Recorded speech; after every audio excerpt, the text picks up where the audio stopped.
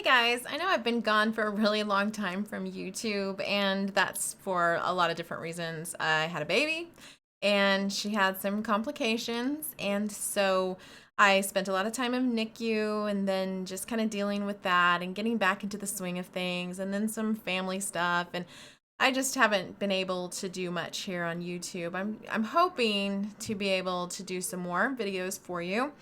But for now, what I want to talk to you about is homeschooling year round and schedules that you can do for homeschooling year round. And this goes along with a podcast that I'm putting out. By the way, started a podcast. I'm really enjoying that venture. It's something I can do late at night when the kids are asleep. And my particular podcast is coming out on Monday. So it should be out by the time this video comes out as well.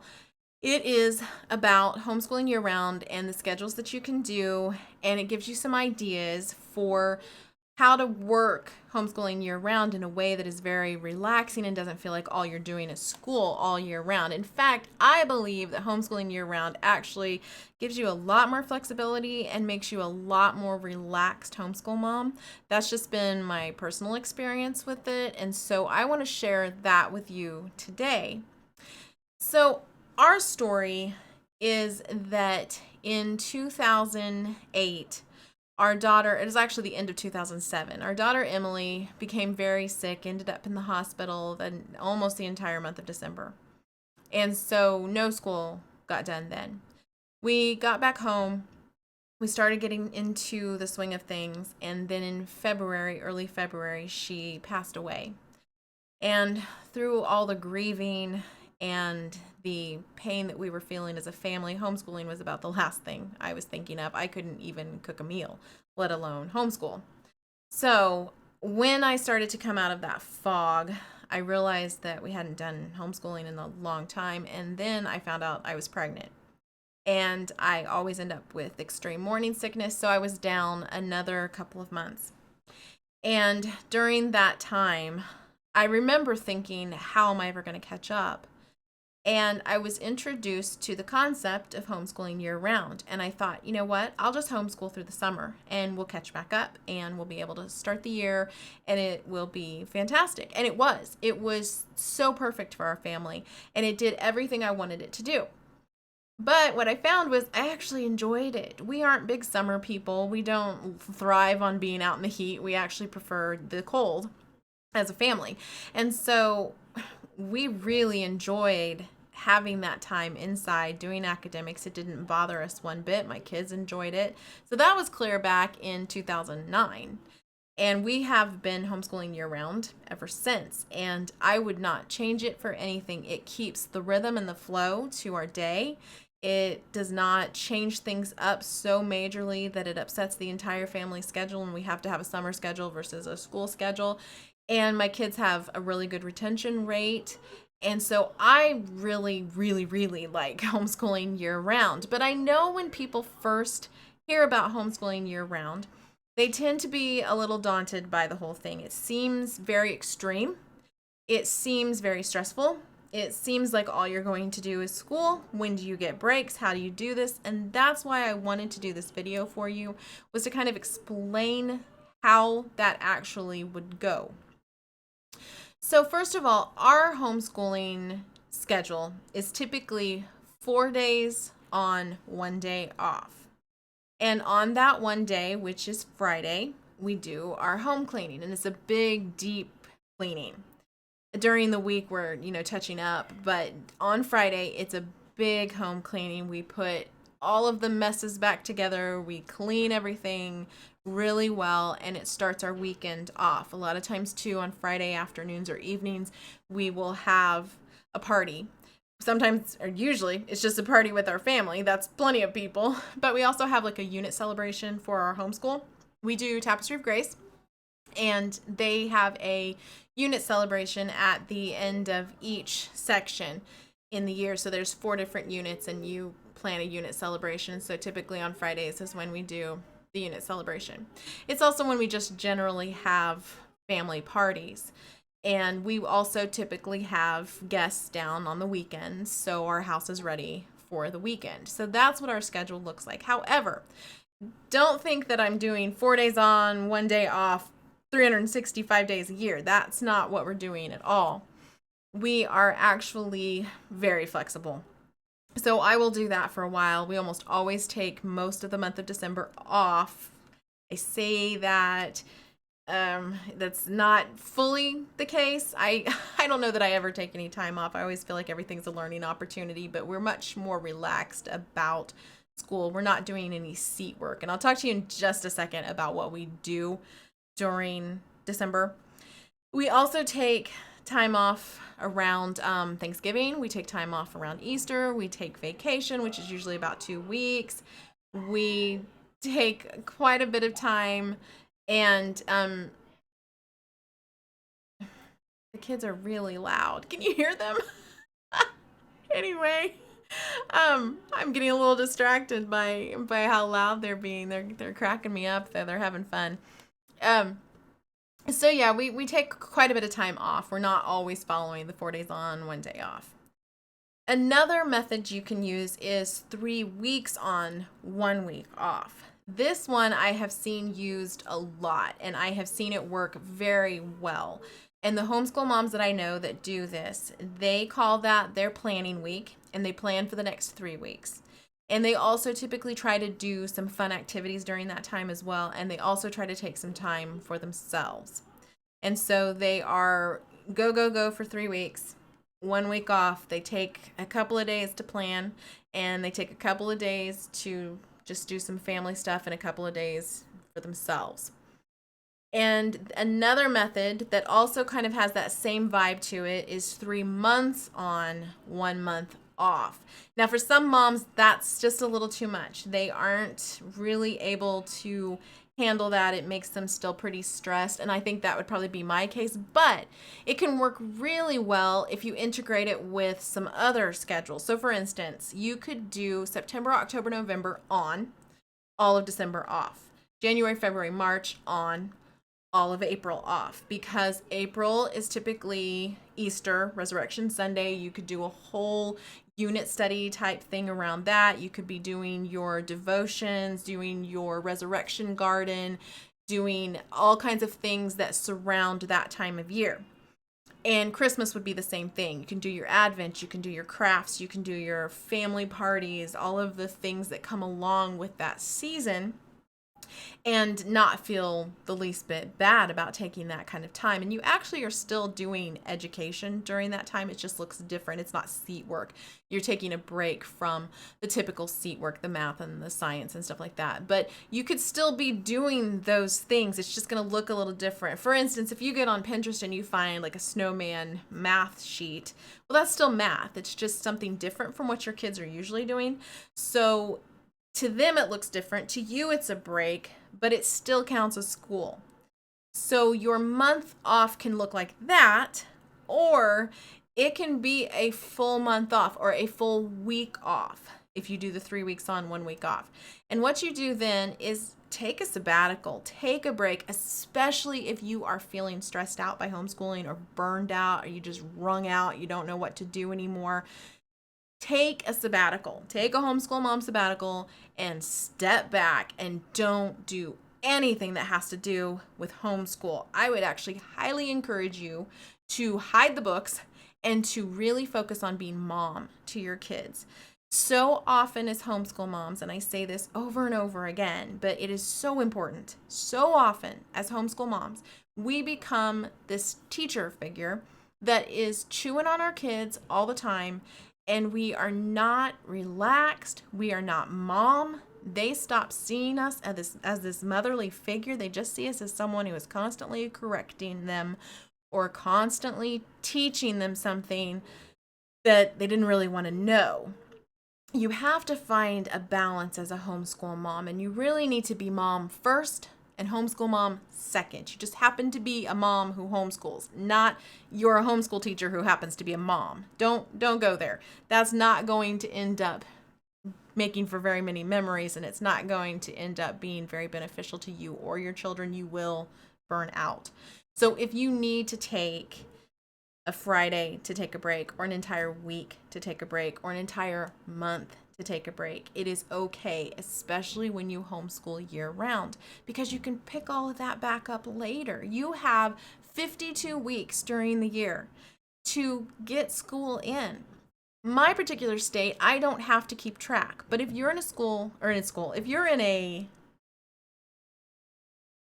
my particular state, I don't have to keep track. But if you're in a state where you do need to keep track of numbers and hours, make sure that you understand that, first of all, public school to homeschool is not a one-to-one ratio. So that the time that you spend doing math in your homeschool is not equivalent to the time that is put down by a public school teacher, because they are teaching to a much bigger group and they are having to teach concepts in a very different way, and they're probably spending some time in pretty major lecture and then helping the kids, and then the kids go home and do homework too.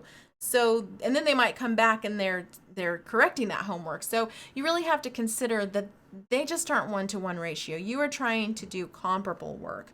So something that compares to what the public school system is doing. Don't try to make it a one-to-one ratio. That's not going to work, and that's not actually what's meant by most of the laws on the books. You're not having your kids stand in line at the water fountain or the bathroom. So those hours don't count in your homeschool, and you don't have to try to find a way to fill those. So if you are needing to take that break, do so. And if you would like to kind of mix and match, do that too. Do 4 days on, 1 day off through a certain amount of time. And then mix it up when it comes to the holidays and take the full month off and then do 3 months on.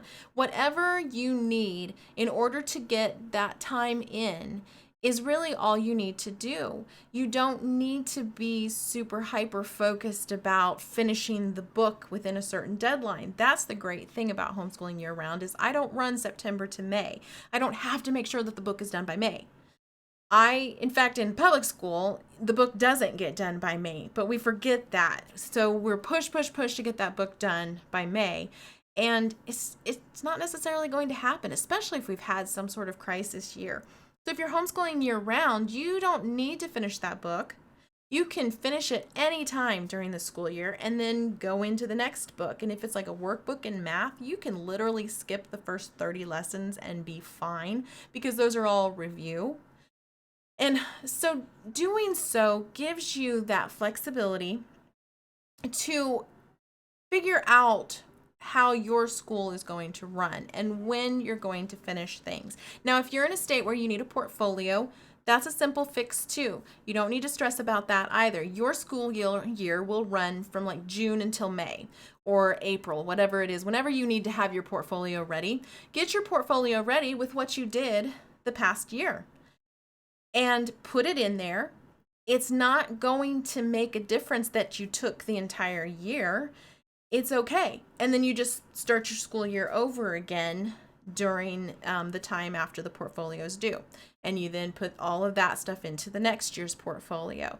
So that's how that works. And that's how you would keep track of hours as well. They would be the entire year, and you put that into your portfolio. If you need to meet with the local superintendent, you just explain to them, this is how we're doing it. We're homeschooling year round. They are not unfamiliar with schooling year round, so it's not going to be out there for them that this is what you're doing and this is how you're putting it together. I think they will completely understand that, but present it in a very logical manner. You don't need to be like, hey, we don't ever do school. That my kids have actually told people that before. Oh, we don't ever do school. Well, that's not true. They just don't realize a lot of the things we are doing are school, and they are learning a ton, but it's not your typical seat work. So they tend to see school as sitting down with a workbook at a desk or at the table, when really school is all over the place, especially for us. You know, when we go to a museum or we go on vacation or we go visit family or we're just out in the backyard, it is my personality to always be teaching. So they don't even realize that the conversations we're having are education as well. So those are some ideas for you as far as schedules to get you started. Please take them and tweak them, mix and match them. Don't get set in stone or in a rut with one kind of way of doing this. I think you will find that you are much more relaxed as a homeschool mom when you know that you have an entire year to figure this out. You know that you can fit those pieces in. You can take off a month at a time. You can take off 2 weeks at a time. You can take a break. You can take a breather. You can do some fun things off of Pinterest. Another idea is to take that time to do some of those classes that you don't ever get in. For instance, I want to grab this for you and show you. This is the art program that we use. And I find that I have a really difficult time getting our art and music in.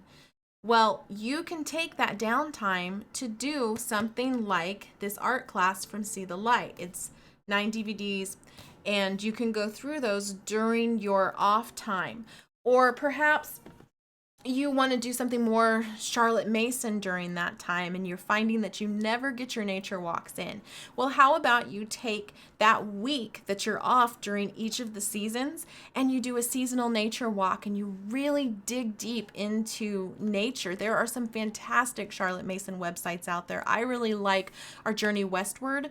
She has lots of really great manuals and ebooks that you can download and are fantastic. She even has one for the Advent season while we're talking about Christmas here. That reminds me, I also wanted to show you, I buy Christmas books in the middle of the summer. Yes, I do. I love the Advent season. And our newest one is something that actually is an old thing for us, but I purchased it just recently because I want to have something that's already written to the children, and that is this Ann Voskamp. I have been doing her Jessie Tree devotional-ish since it came out years and years ago. And it's always been a little difficult, but I've always just brought it down to my kids' level. But I love that the Christ story is woven all throughout the Old Testament. And I wanted to show my children that. That was something I did not grow up with. I did not grow up with an understanding that Jesus was in the Old Testament. So I didn't want my kids to have that kind of gap. So that's why the Jessie Tree appealed to me so much. But Ann Voskamp's verbiage was a little difficult for the younger kids. So I kind of had to bring it down to their level. And we did the ornaments and all of that. But I found out about this book and I thought, you know what? That's what I'm going to do. I'm going to buy that book and we're going to go through that. So I went ahead and bought that like just this past week. And I'll keep it on the shelf, and that will be something that we will do during our off time in December. So they're still doing the learning. They're learning about the Christmas story. They're learning about the Advent. They're learning about our faith. And those are important things to me, and those are things that you want to take time out for. Yes, we study the Bible all year long, but I really want to focus in on Christmas and Resurrection Sunday. And so those are the time frames that we tend to take a little more time off and focus a lot more. There's also a hymn study that I really like from Kim Sorges at Not Consumed, and I will have a link for that as well down in the notes. I think she has one, there's a pack and it's like Thanksgiving, Christmas, and Easter, I believe. And you can buy the whole pack and it's hymns that are familiar, but it's the story behind them. And there's just a lot of really meaty stuff in there that we enjoy going through. And then we do a lot of fun stuff during that time too. A lot of play and enjoying time together as a family. So really, you can make your homeschool whatever you want it to be. I would encourage you, though, to be a relaxed homeschool mom when it comes right down to it. A relaxed homeschool mom is going to be a better teacher and a better mom. So that's all I have for you today. If you would like to hear the podcast, you can find that at raisingarrows.net/podcast. And there is also some corresponding posts that go with this YouTube video and with the podcast as well. So I will link to those as well. And I would love to hear from you too, because I know it's been a long time since I've been on here. And so I'd like to hear, what you'd like to hear about from our family, any updates that you'd like to hear. I'd also love to have you subscribe. You can subscribe right there, and you can subscribe at the end of this video as well. I'll have a button up there too.